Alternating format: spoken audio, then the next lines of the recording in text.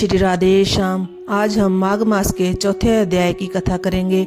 वशिष्ठ जी बोले, हे राजन, जब भृगु जी अपनी तपस्या में लीन थे तो विद्याधरों का एक दंपति उनके पास पहुंचा। वे बहुत दुखी थे और भृगु जी को अपनी कथा सुनाने आए थे। उन्होंने मुनि को श्रद्धापूर्वक प्रणाम किया और कहा, हे मुनिदेव, इस दिव्य देह को पाकर भी हम दोनों बहुत दुखी हैं। मेरी भार्या परम सुंदरी और नृत्य एवं संगीत में प्रवीण है। यह वीणा बजाने में दक्ष है। इसके वीणा वादन की महर्षि नारद ने भी प्रशंसा की है। संगीत के ज्ञाता इंद्र भी इससे प्रभावित हैं। भगवान महादेव भी इसकी संगीत विद्या से प्रसन्न है। ऐसी परम सुंदरी और गुणवती भार्या को पाकर भी मैं सुखी नहीं हूँ। कहाँ यह रूपवती मेरी भार्या और कहाँ व्याघ्र के मुख वाला मैं। इसी चिंता से परेशान एवं दुखी रहता हूँ। उस विद्याधर की बात को सुनकर त्रिकालज्ञ भृगु जी मुस्कुराकर बोले, हे विद्याधर, हर प्राणी को कर्मों के अनुसार फल प्राप्त होता है। जो ज्ञानी होते हैं वह मोह नहीं करते और जो अज्ञानी होते हैं वह मोह में फंसे रहते हैं। जिस तरह यक्षिका के पाव विषम है, उसी तरह अधूरा कर्म दुखी करता है। पिछले जन्म में तूने माघ मास की एकादशी का व्रत करके द्वादशी को तेल स्नान किया था।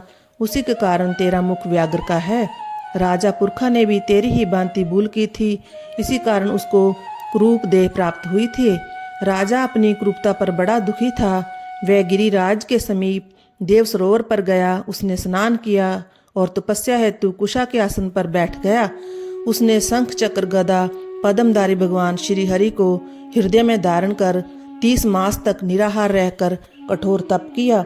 भक्त वत्सल भगवान श्री हरि राजा की तपस्या से प्रसन्न हुए। उन्होंने राजा के सम्मुख प्रकट होकर कहा, हे राजन, मैं तेरी तपस्या से बहुत खुश हूँ। इतना कह भगवान ने स्वयं अपने शंख के जल से राजा का अभिषेक किया, जिससे राजा का शरीर सुंदर हो गया। भृगु जी बोले, हे विद्याधर, यह सब तेरे पूर्व जन्मों का ही फल है। यदि तुम वास्तव में इस रूप को त्यागना चाहते हो तो माघ मास में मणिकूट नदी के जल में जाकर स्नान करो। तब तुम अपने पहले पाप से मुक्त हो सकते हो। इस नदी के तट पर देव मुनि सिद्ध निवास करते हैं। तेरे भाग्य से 5 दिन बाद ही माघ मास प्रारंभ होगा। तू स्नान की विधि ध्यान से श्रवण कर। पौष सुदी एकादशी से ही प्राणी को त्रिकाल स्नान निहार करते हुए पृथ्वी पर शयन करना चाहिए। भोग विलास त्याग कर जितेंद्रिय हो। माघ शुक्ल एकादशी तक तीनों समय भगवान विष्णु का पूजन करना चाहिए। तू भी ऐसा ही करे तो तेरा मनोरथ पूर्ण होगा। द्वादशी के दिन मैं स्वयं आकर तेरा अभिषेक करूंगा। निश्चय ही तू कामदेव के समान सुंदर हो जाएगा। इतना कहकर भृगु जी ने फिर कहा, हे विद्याधर, माघ स्नान प्राणी के समस्त पापों को नष्ट करने वाला है। इसका फल तप और यज्ञ से भी श्रेष्ठ है। पुष्कर, कुरुक्षेत्र, ब्रह्माव्रत, हरिद्वार, काशी, प्रयाग, सागर संगम के 10 वर्ष तक निरंतर स्नान से जो फल प्राप्त होता है, उस प्राणी को माघ मास में केवल 3 दिन के स्नान से ही प्राप्त हो जाता है। जो स्वर्ग की कामना करते हैं वे मकर के सूर्य में स्नान करें।